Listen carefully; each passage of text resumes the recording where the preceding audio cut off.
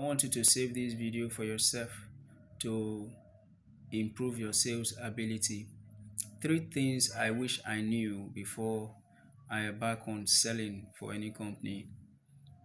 Yes, this is something that I know that is going to help you in sales. Currently, if company push out sales vacancy out there, you see people are complaining, no, I can't say, I don't want sales, I don't want this one. So there are three things I wish I knew before I started selling. Thank God I was not discouraged when I started. One of these things is, one, um, I wish I knew much about rejection. Rejection, very powerful. Rejection. So that rejection is something that makes a lot of people don't want to go into selling anything. I'm not interested. I will get back to you. You can call me back later. Your price is too high. These are the reasons why some people will tell you, no, I don't want real estate. I don't want to sell anything, real estate or any product. I don't want to sell. Rejection. Very powerful. Rejection. Rejection. I'm just repeating it because it dealt with me. It dealt with me. I'm a very quiet person, and I was left with no option of picking up a sales job in the company I worked for some time ago. So while I was there, I realized that whenever I go out with my sales team and I meet somebody and the person just tell me I'm not interested, that's off me. I just go off. I just go blank straight. If it is the first person I meet that the person is telling me I'm not interested, sometimes I might not be able to go to the next person to go and talk to the person again. Rejection really dealt with me. I never knew that rejection is not a death sentence. So some of us think it is a death sentence. I used to give an instance when I'm talking to my sales team now. Thank God that we have grown past that rejection. If you like, tell me that you are not doing, I'm not. It doesn't shake me. It just to move to the next person. So when I face rejection, I have to go as far as develop a comprehensive. I develop a comprehensive topic on rejection, how to handle it, how you can walk past it without any delay. I will post it sometime in a good time. I'll give you a course that what I did on rejection, and if you go through it, you know that it's going to give you it will give you a very good understanding that rejection is not a death sentence to sales. So, and secondly, consistency. Consistency. Oh, consistency. Consistency is the say. Oh, you might be thinking that consistency is just about it beats talent.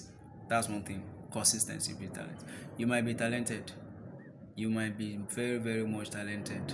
You are an orator. You know how to talk, as in you know how to use your words. You know how to give that sweet talk and all of that. But if you're not consistent, you are not consistent in following up. You're not consistent in prospecting. You're not consistent in calling, you are going to lose clients. You are going to lose clients. So I will go out, meet with my people. We'll go out. Sometimes we'll even go to like lounge, especially thank God it's Friday, all those kind of things. We'll meet those people, got their phone number, and we talk very well. So I will now be calling after 2 weeks. I will now be explaining myself again. No, you don't need that. You don't need that. Once you get somebody's contact, courtesy demand that the following day you are starting your following up. Be consistent in your follow up. If he told you call me around 1 p.m., don't add 1 minute to 1 p.m. If he told you call me around 3 p.m. on Thursday, let you will be the one, you are the call reminder of that thing, so that you will not end up losing a sales to another of your competitor. Yeah, a marketer, what you are selling, you're not the only person selling it. Like in real estate, you might be thinking that I've explained very well to this person. No, you if you don't do a consistent follow-up on that person, trust me, you will be so shocked that you have worked for another realtor who will just walk up, who just from back of the window will just come and close down the sales and walk away with the information you gave. I'm telling you, don't joke with consistency in sales. Consistency in posting on your social media handles, even when you are not getting engagement, be consistent in doing that.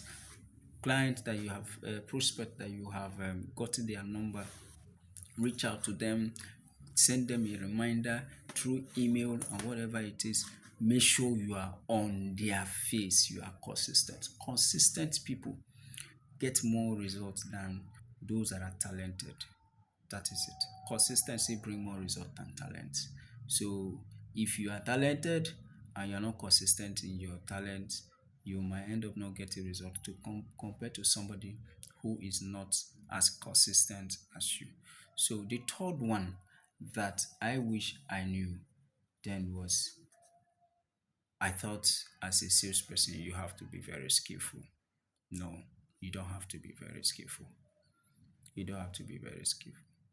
What you just need to do is when you meet a prospect, try to know what this prospect want. What do they want? Take it off from there.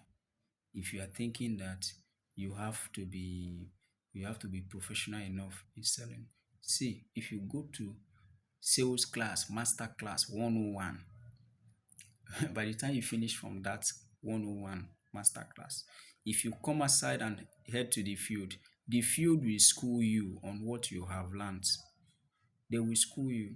So that's why you know that that thing you learned, yes, they said education is what you have left after you have left the four walls of classroom. That is the only thing that is left in your head.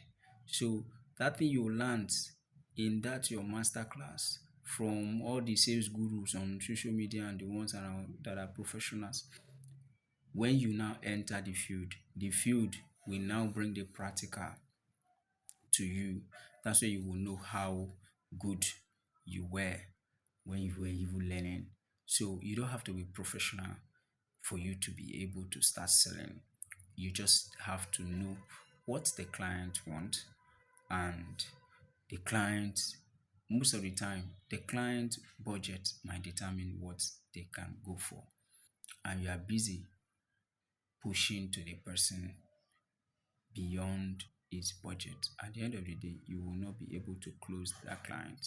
So I think these three things are things that I wish I had known before I started my sales career, if you put it that way.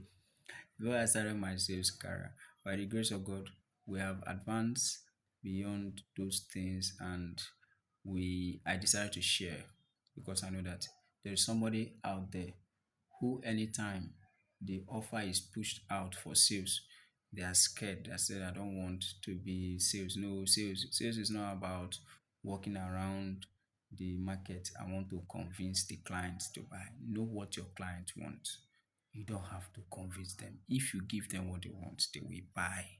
But you have to be consistent about it, and you have to know that when somebody tells you no, that no is not a dead sentence. Thank you. See you in my next video.